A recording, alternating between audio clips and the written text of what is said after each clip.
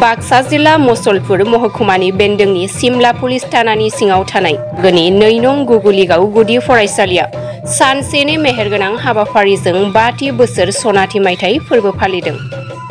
फरायसालिनि फोरोंगिरि हानजा आरो गामिनि सुबुंफोरा जथायै 3 सान सिगांनिफ्रायनो गुबुन गुबुन गेलेनाय आरो थुनलाइयारि हाबाफारिनि गेजेरजों गामिनि गुदि फरायसालिनि 5थि बोसोर सनाथि मायथाइ फोरबो फालिथायखौ आब्रुथियै थियारि खालामबोनानै फालिनाय जायो।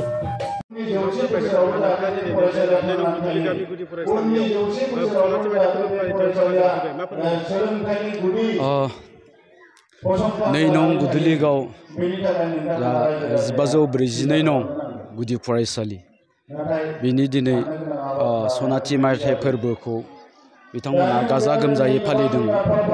बे थारैनो बे गामिनि थाखाय मोनसे गेदेरथार एचिभमेन्ट, मानोना नैबे फरायसालिखौनो थांखिनानै बे गामिनि उन्दै उन्दै गथ'फोरनो गोग्गो सोलोंथाइ होनांगौनि थाखाय बे गामिनि रायजो राजाफ्रा गावबा गावनि गथ'खौ बे फरायसालियाव दैथायहरदों। आरो जोंनि बेबायदि गामि ओनसोलावहाय नैबेबायदि गुदि फरायसालिनि गेजेरजोंनो जोङो गोबां सिमां नुदों जोंनि गथ' गथायफोरनो गुन गोनां सोलोंथाइ होनांगौनि थाखाय। आं बेखौनो आसा खालामगोन बेवहाय थानाय साफ्रोमबो फोरोंगिरिफ्रा जाहाथे नैबे गामियाव थानाय जे गोरिब गुन्द्राफोरनि फरायसाफोर बे फरायसाफोरनो गोग्गो सोलोंथाइ होनो नाजायो। मानोना बेबायदि फरायसालिनिफ्रायनो जोंहा गोबां बिदिन्थिफोर दङ जोंनि इयुन जोलैफ्रा मास्टार प्रफेसर बा लेखा गोरों जानाय। दा बेखायनो आं आसा खालामगोन बे गामिनि उन्दै उन्दै गथ'फ्रा बे फरायसालियाव फरायनानै गोग्गो सोलोंथाइ मोनहैगोन आरो इयुनाव गावबाखौनो साफा राफोद सुबुं महरै दानानै लानो हागोन। बर' बिजोंनि माखासे गुदि फरायसालिफोरा मास्टार जालांबाय, बे बेलायाव नोंथाङा मा बुंगोन?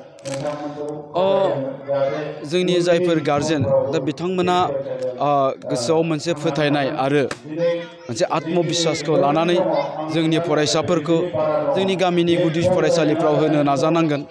मानोना आथिखालाव जोङो गोबां गारजेनफोरखौ जोंनि जा सरकारि गुदि फरायसालि बे गुदि फरायसालिफोरनाव फोथायनाय गैयै आरो केयारलेसनि थाखाय गोबां जोंनि जा गामिनि उन्दै उन्दै गथ'फोर बिथांमोननो जोङो गोग्गो सोलोंथाइ होनायाव फेलें जानांदों। मानोना गामिनि गोबां जायफ्रा थाखा फैसा दं एबा गावबा गावखौ लेखा गोरों होननानै साननानै लानो हाबाय, दा बिथांमोना गावबा गावनि गथ'फोरखौ गामिनि गुदि फरायसालियाव होआबालासिनो गुबुन प्राइभेट स्कुलफ्राव हैनायनि जाहोनावहाय दा गामिनि गुदि फरायसालिफोरखौ जोथोन लानांगौनि थाखाय बा बिनि सायाव फोरोंगिरिफोरखौ कनसियासनेस होनांगौनि थाखाय बा फोरोंगिरिफोरनि सायाव नोजोर होनांगौनि थाखाय जानगाराव थानाय नुबोदों। जायनि थाखाय जोङो गोबां गुदि फरायसालिफ्राव जोंनि उन्दै उन्दै गथ'फोरनो जोङो गोग्गो सोलोंथाइ होनो हायाखै। दा बेखायनो आङो साफ्रोमबो सुबुंफोरखौ बुंगोन जोंनि फरायसालिखौ फोथांना लाखिहोनांगौनि थाखाय जोङो गामिनि गुदि फरायसालियाव गावबा गावनि गथ'खौ फोरोंनांगोन। आरो गावबा गावनि गथ'खौ फोरोंबायब्ला जोंनि गथ'फ्रा गोग्गो सोलोंथाइ मोननो गोनांब्ला गारजेनफ्रा सांग्रांथि जानानै बे फरायसालिनि फोरोंगिरिफोरजों सोलोंथाइनि सोमोन्दै सावरायनांगोन बा मोजां सोलोंथाइ होनांगौनि थाखाय जोंनि फोरोंगिरिफोरखौ नोजोर होनो नांगोन। गभर्नमेन्ट स्कुल आरो प्राइभेट स्कुलनि गेजेराव मा फारागथि दं नामा?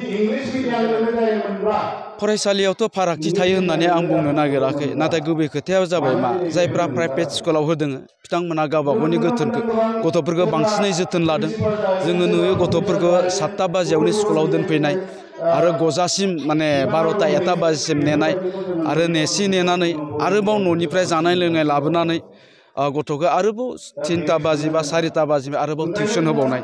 दा फारागथिया बेखौनो जोङो नुनो मोनो।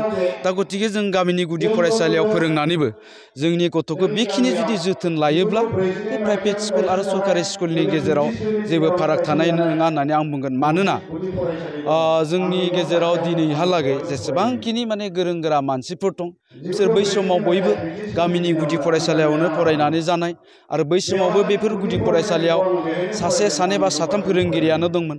गतिके बै समनि फरायसाफ्रा जुदि बे गामिनि गुदि फरायसालियावनो फरायनानै मास्टार प्रफेसर डक्टर इन्जिनियार जानो हादोंब्ला दिनैनि दिनाव बाहायैनि जेबो जाहोन थानाय नङा।